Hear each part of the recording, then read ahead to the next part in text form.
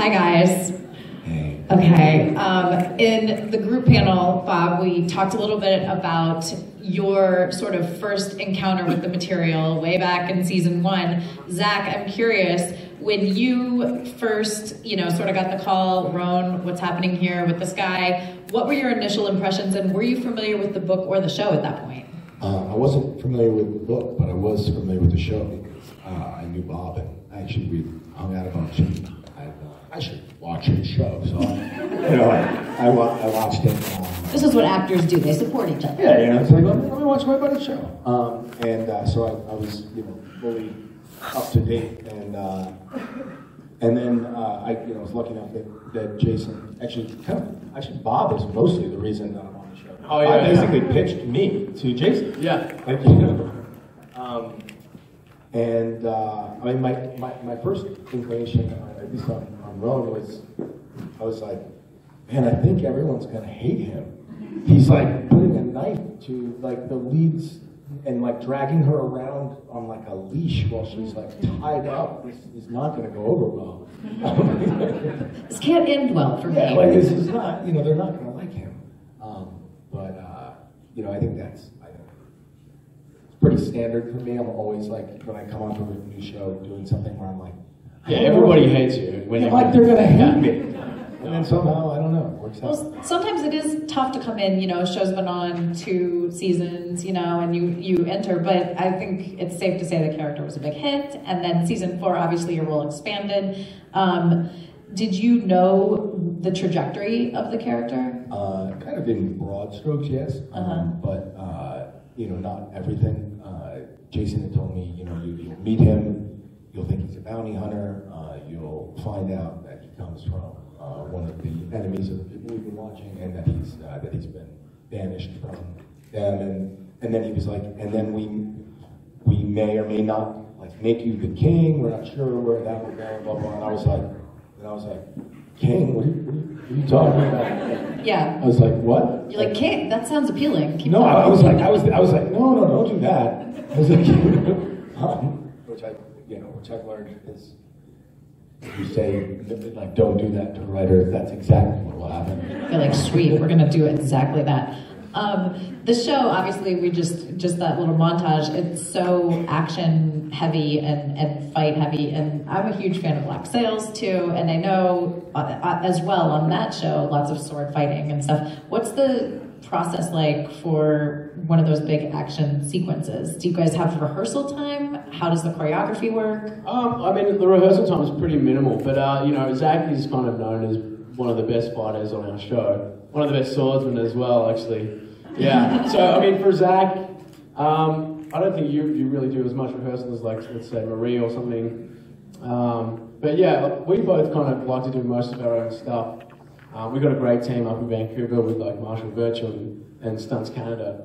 So they put it together really quick. Like the amount that they can turn around and get you to learn really fast is really quite amazing. But yeah, for me coming on to the 100, I had to, like on Black Sails, that was shot in a very different schedule than the 100 shot. So I was used to like a very rigid rehearsal process and constant like notes back and forth and changing of things and working on things for 2 or 3 weeks before you're shooting them. And then on the 100 was actually the first time when it was amazing to watch how fast they put it together. And I realized that all of that rehearsal time was for other people and not for me. Like I was just, basically getting approval of different people. Like that was what was happening. It was actually just being approved at different levels. So there's actually a refreshing element of not having to deal with that aspect of it. It's like Marshall puts it together with his fight coordinator, Jason signs off, and you do it. It's like yeah. Yeah, it seems like that way would be not only more organic, but sort of more invigorating when you're in, because there's a little bit more left to chance. Yeah, and I appreciated that we weren't using metal swords. Yeah, not that you want to leave much to chance when you're doing those fight sequences and stuff like that. I got to do a bit of swordplay this year, and it's totally different from hand to hand with the sword stuff. So you've got to kind of move and factor in the sword quite differently the way you move when you fight. It's almost like the opposite footwork when you do a sword play than when you're actually doing it like hand to hand. So season 5, obviously we talked, there's been this 6-year gap. What is Bellamy's experience going to be like when you see Clark for the first time? Well, I mean, it's you know, the circumstances won't be that great, as it always seems to be on this show. But I think it's you know, I mean, he thinks she's dead, so yeah. Actually, the way that it comes about is quite interesting. But you know, obviously, I can't give anything away. Well, we won't tell anyone. Yeah. But yeah, no, the way that actually comes about is through a different avenue where you might not expect. So yeah, it's kind of cool, actually. Cool. Well, I look forward to it. We're going to take questions, so you guys can line up at the mics, and we'll get to as many people as we can. And while they line up, this is sort of along the same lines. How much now, going into season 5 and hopefully season 6, do you have an influence in the writer's room? Can you go and sort of like suggest ideas, or is it more just locked down, blocked out, and... I mean, you might be able to like suggest some lines here and there, but I mean, in terms of the story, especially for season 5, like I had no real idea of what was happening with Bellamy, and I found a bit of a struggle actually to try and get my head around where they were taking the character. But yeah, no, I find that they're absolutely open to have conversations and chat like that. But you know, that's their job, and they kind of go in and be like, oh no, I think we should do this, that, and the other. It's kind of, you're kind of encroaching on somewhere where it's not really. It's not your job to be doing that, you know? Yeah, the way it works is the writers can tell you how to do your job, but you can't tell them. Yeah, it's not a two-way street. Well, they obviously do a very good job, so... Yeah, no, yes. They're exceptional. We've got a great bunch of writers, yeah. Absolutely. Hi, we'll take our first question. How are you? Hi, my name is Cheryl. I just wanted to ask what Bellamy and Rowan's relationship would be like if Rowan was still alive and in space. And in space? Yeah, like if you were... I don't know about Rowan in space, you know. That's just like, that they'll mix. You know, I actually was, you know, it's funny the first time when I was doing, I guess, in season 4 when I was at Becca's lab, I was like, in there, I was like, I don't feel like I'm supposed to be in this set. I don't know if this... So you think Rowan would have stayed in the bunker? Yeah, I mean, I don't think he has any interest. I mean, basically like myself, of going to space. I have no interest. Like, some people want to go to Mars and be part of that. I don't want anything to do with that. I'm going to stay here. You're like, I'm good. But as far not as, even like a trip, like not even like if you're going to orbit, no? I mean, like weightlessness, I'd love to maybe, you know, float for a second, but other than that. Yeah. You can do that without leaving, you know, yeah. You can just... Yeah. I swim. I find like, you know, and I think Tass got to play around with that whole aspect. And so did Morley. Oh my goodness. Louisa. Pardon? Louisa, yes. Louisa. Oh my god, I totally blanked. It's so terrible. Oh my god, she is going to be so mad because there's so I much know, about you. Louisa's awesome though, I love her. Yeah, they got to play around with that aspect as well, you know, grounders in space.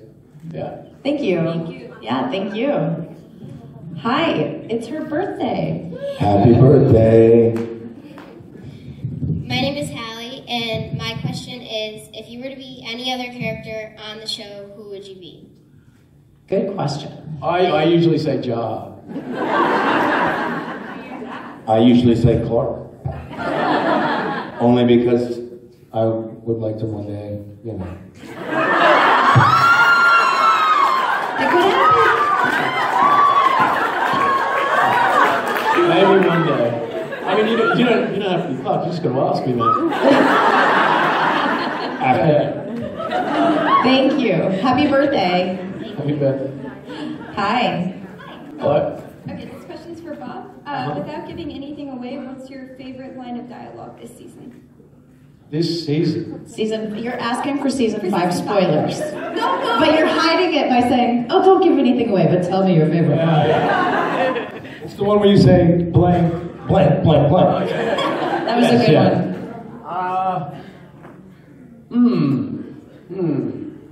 Hello?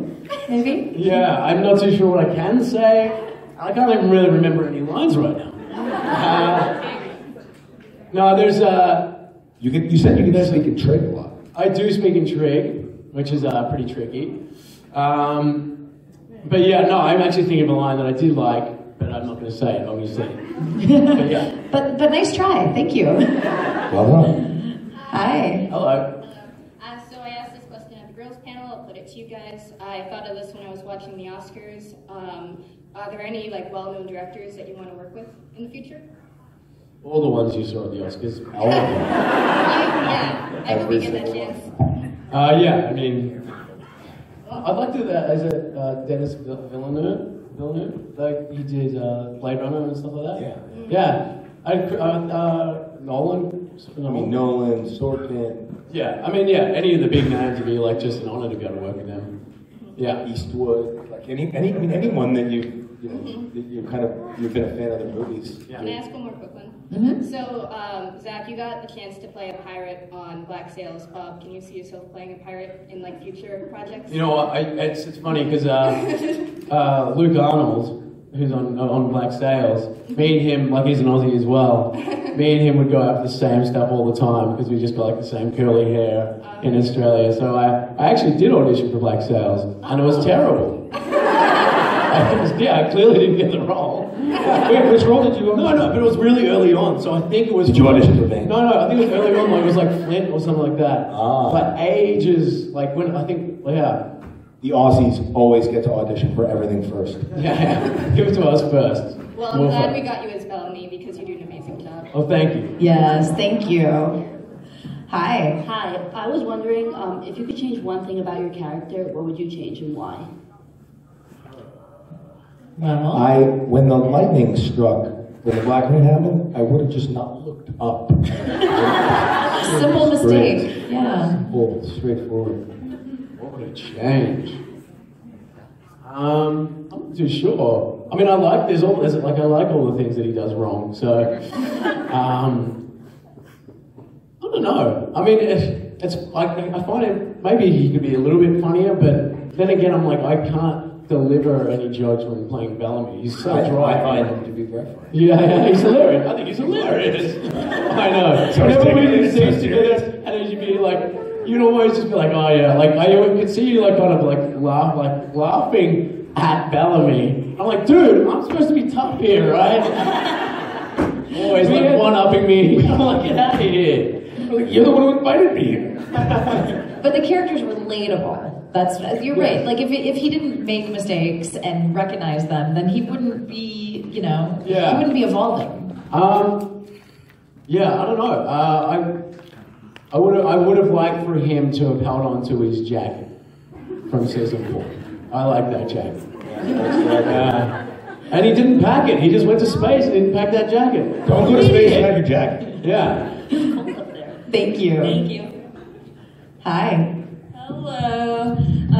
Okay, my question is... My pumpkin queen. Nice hat, also. Thank you. My pumpkin king. So. Are you flirting with him? Stay I'm out. gonna get red. There's a space up here, you know. It's tempting. My question is, if the conclave had gone differently, like if Octavia had stayed with Ilion and his sheep, then who would have fought for Sky Crew? Would it have been you? Yeah, surely. And how would you have done? How do you guys think you would have done? Not too well. I mean, because he's a gun guy and, guns weren't allowed in the conclave. I think we would have made the exception and allowed. Oh yeah, Bellamy's got a gun. No one else got. Yeah, I think it would have been Bellamy or he's had a few fights, but yeah, he wouldn't have won anyway, Would he have killed you?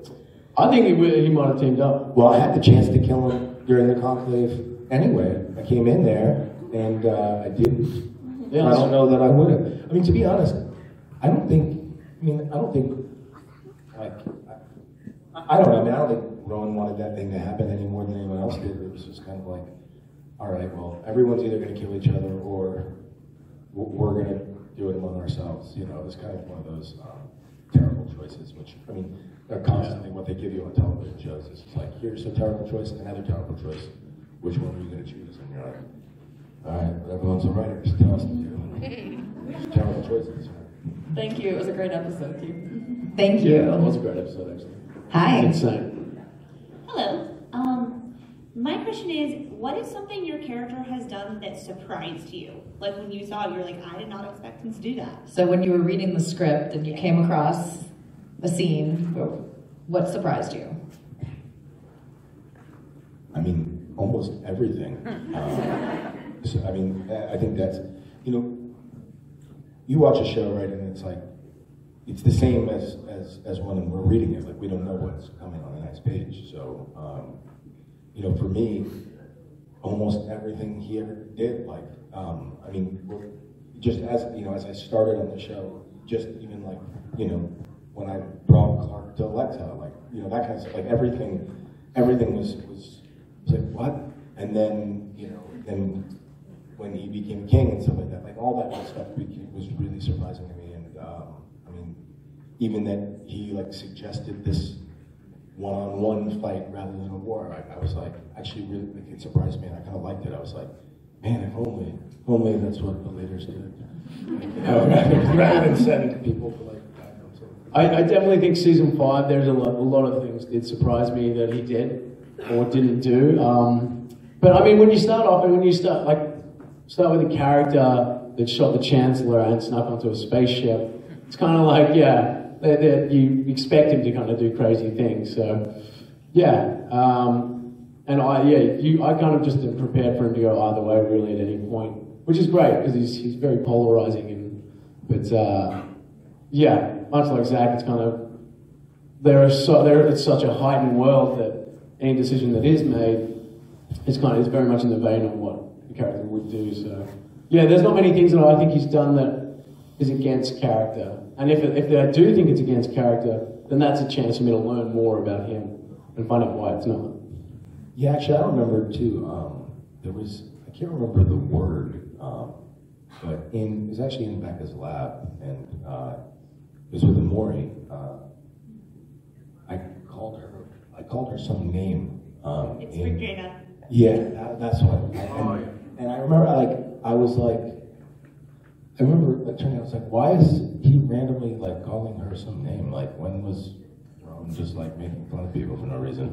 Like, when did that start? Yeah, what happened with that? I was like, do I have to say this? I was like, that could really surprise me. And I was like, I don't even, what? So he's just like, he like doesn't like her for some reason? I was like, yeah, I always found that odd, but I mean, I guess that's like just a grounded kind of custom thing. Like, you know, that's just another class whereas to us it may seem offensive, but maybe to, you know, in grounded culture it's not. But yeah. Yeah, I was like, what's this?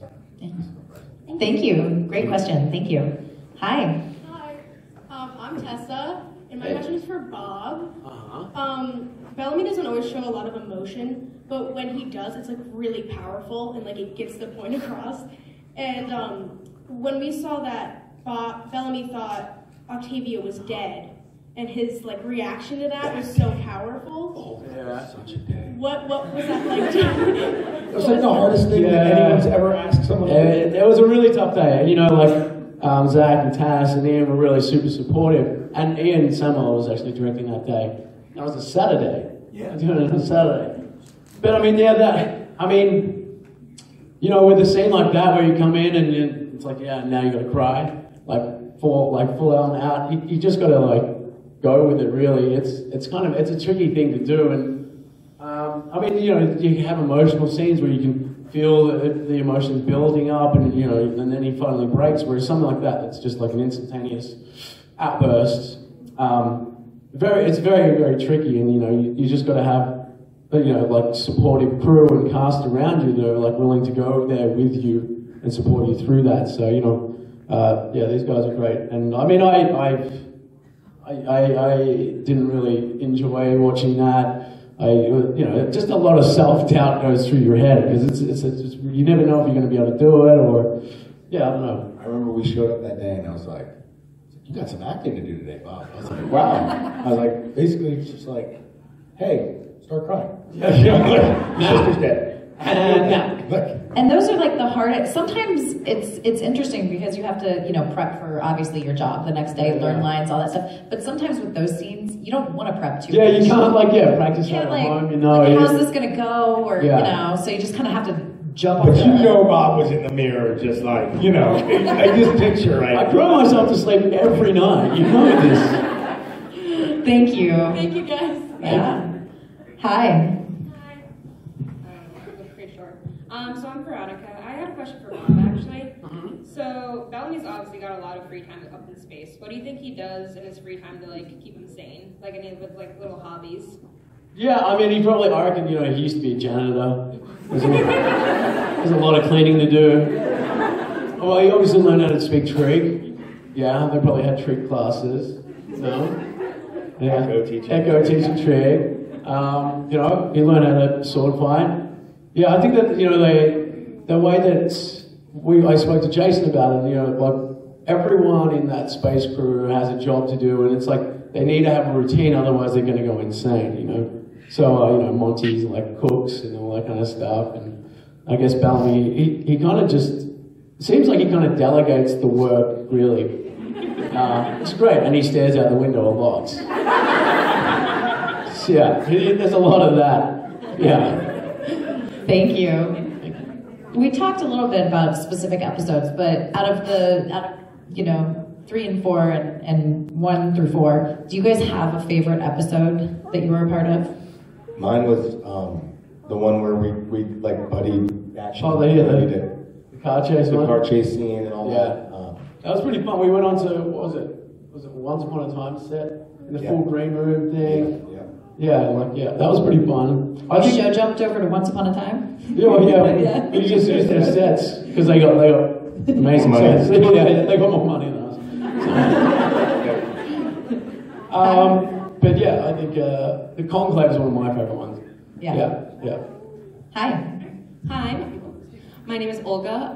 I was wondering that since a lot of season 4 revolved around the idea of redemption and whether characters or the people there are deserving of that, so kind of how that theme affected your characters, if Rowan was if seeking redemption or feeling like he had something to redeem himself for was part of Rowan's kind of mindset. For Bellamy, do you feel like you achieved, did your character achieve redemption, or is that still something that you're seeking out in season 5? Well, I think, you know, he's trying to live by using his head and his heart in season 5, and, you know, and kind of honor Clark in that way, and making sure, you know, he's growing as a person. But I mean, I always felt like season 2 was really the season where Bellamy was like, I have to redeem myself and I have to save the 48. You know, like going into Mount Weather and sacrificing himself that way. You know, with him, he's always back and forth in that regard, and it's kind of, it's really great to see in season 5 that he's actually growing as a person. But yeah, I think everyone in the show like is always fighting for redemption in a way. Maybe not. So I mean, like, I think Raven's probably one that doesn't really fight for redemption, maybe within herself.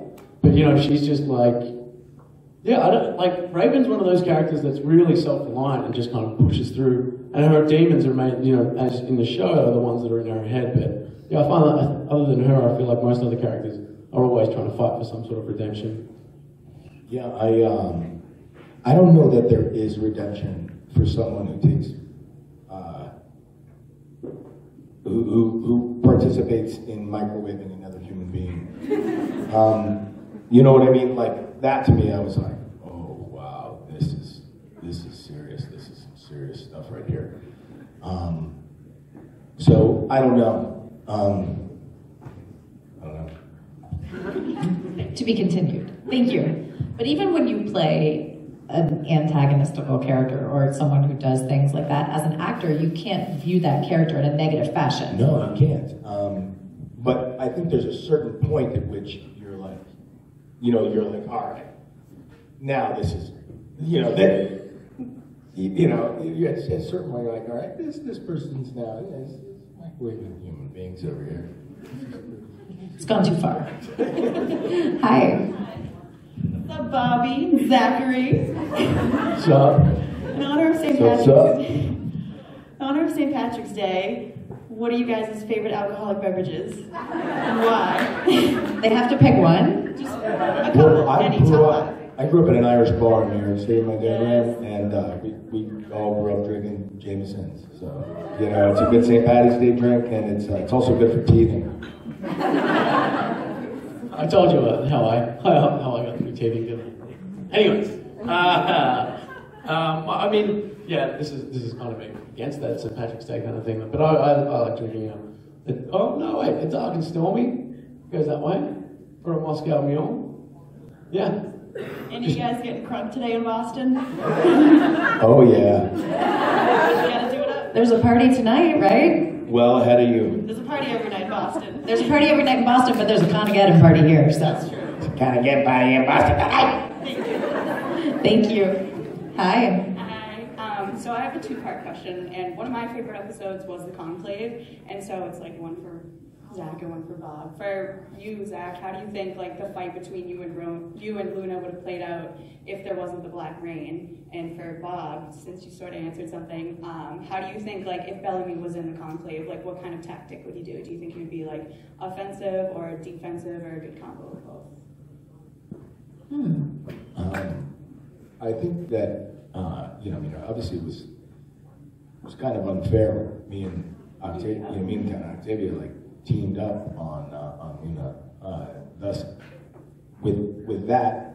But then again, also she has like superpowers, so maybe it is fair with going against like and that to go two against one. But I mean, I think kind of in the choreography and in the writing of it, the idea was that she was beating us, but then when we kind of started working together, we're able to take her and to the point where she's about to die, and then the rain kind of saves her. So, I mean, I think had the rain not come, I think he would have, probably killed her. Well, it's really hard to say because, like, with the Nightbloods as well, they do kind of have this secret superpower, and you kind of like, there are sometimes that you're doing a fight sequence and you're like, but really, can she do that? And Jason will be like, yeah, she's a Nightblood.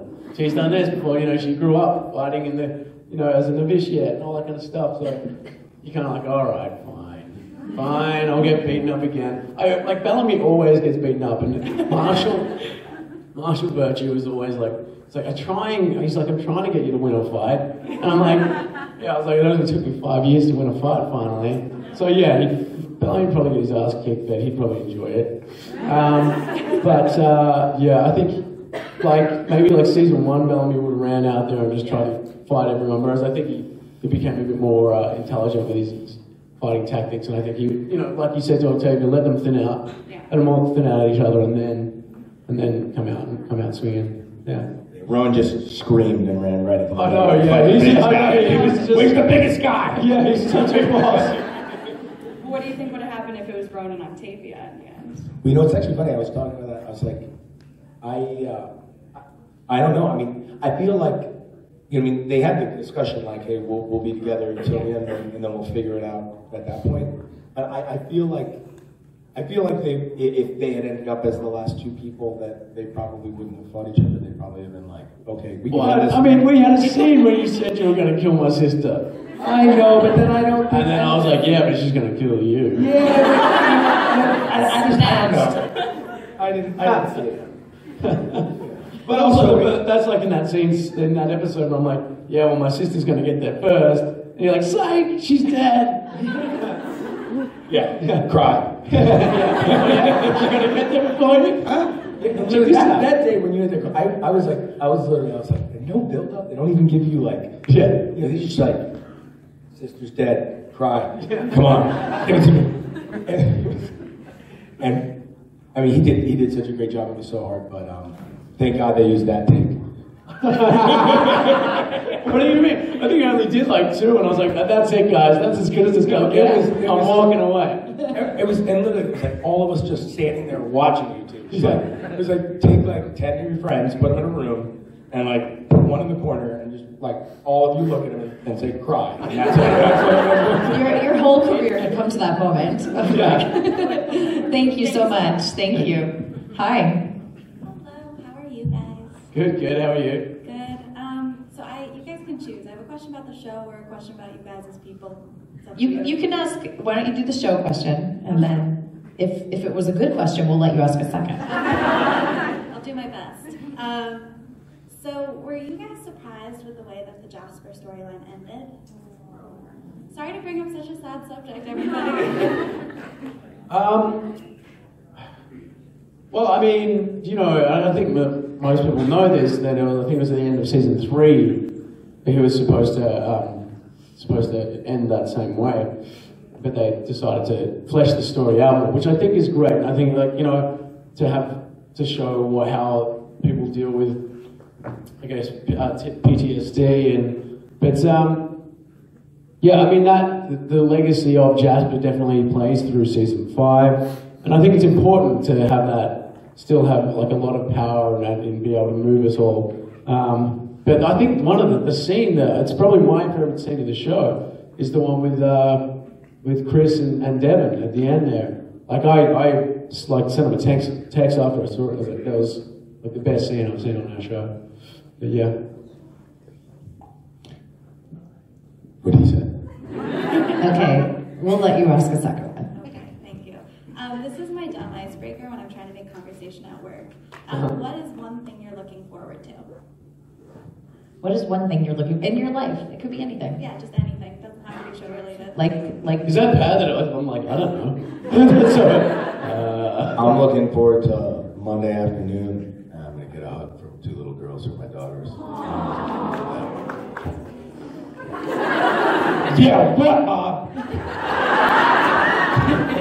Go cry in the corner, Bob. That sounds so nice. I got 2 puppies. Hey. Yeah, puppies. Yeah. Thank you. Because for me it was this. So. Oh, yay. I hope you have a great weekend. Hi. Hi, I'm Mary. So I know fans have a lot of ideas, but I'm just curious about you guys. If your characters were in modern Canada? I feel like Ron, I mean, maybe it's just because I used to do this, but I think like Ron would love to be like a chef or like a cook or something. I could see that, yeah. I'd be in waste management. You know, waste management's a different thing on the East Coast. I know, right?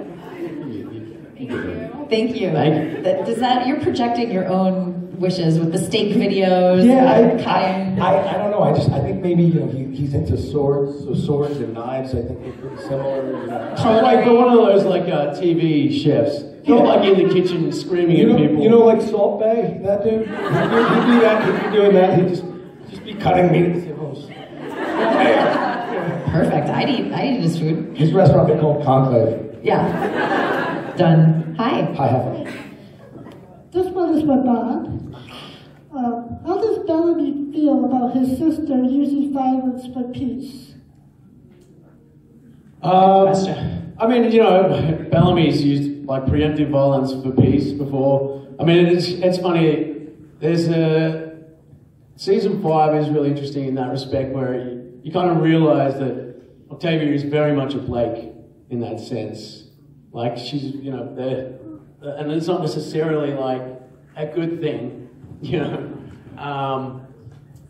But yeah, I mean, I don't think Bellamy can really, you know, judge her on that. You know, I think it'd be very hypocritical, and he is hypocritical towards his sister. You know, he wants her to be better than him. I think he'd be disappointed because it's something that he has done before, and you know, he hopes that she learns from his mistakes, which isn't fair. Like, you know, everyone has to live their own life. So I think there's a part of him that's, especially now, after the way he's become in season 5, I think he'd look at it in a different respect. So, I mean, obviously it's not a great thing to use violence as a means to resolving anything.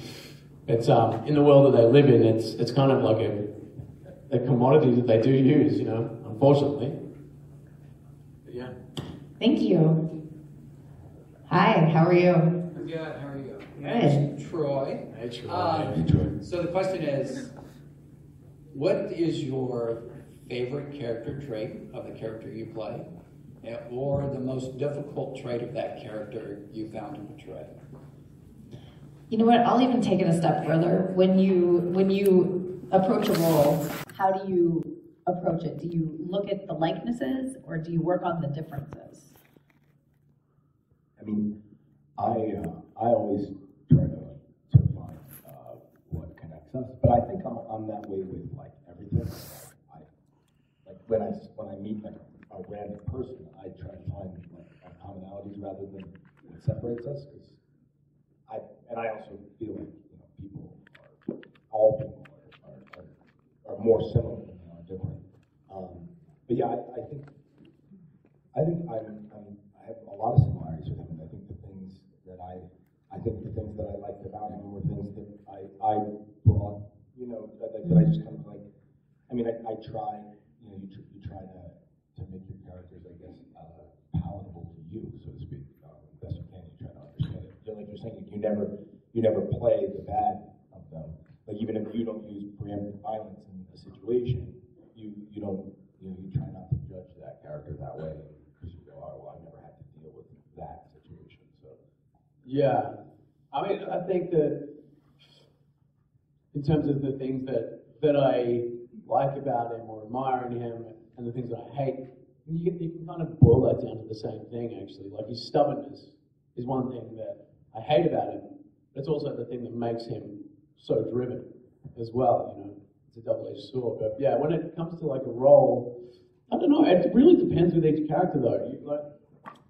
There's this one character that like I was reading for, and I felt like I couldn't do him, like to play the character. I couldn't play the character until I figured out what he'd eat for breakfast.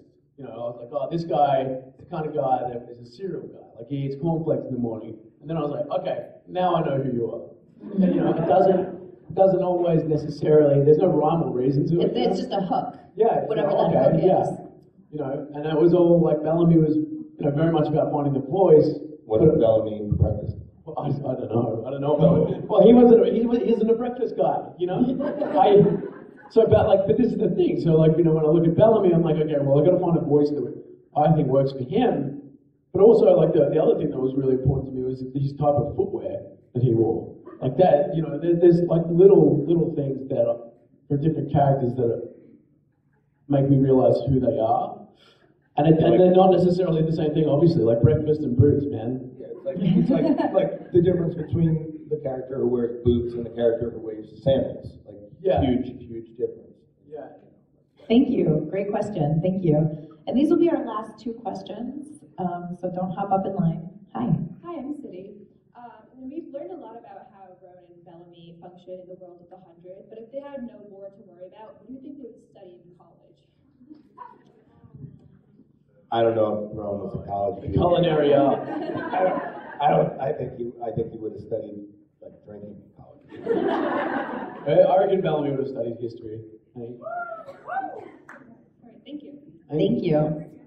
And last but not least. Hi, my name's Denise, and I was just wondering, you dropped 100 kids out of space. I didn't do that. I've never been to space. No desire.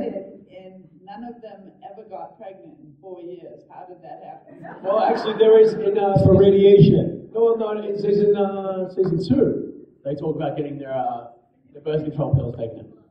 Like they're actually like yeah. So, but really, the way that happens is I did a TV show where there was a baby. It's just not easy. It's hard to work with, yeah. And there's like labor laws that are tough to deal with, and kids like scream when they're supposed to be asleep, and then sleep when they're supposed to be screaming.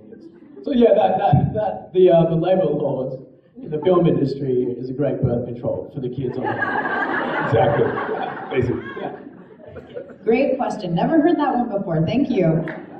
Did you guys enjoy your time here? We still got a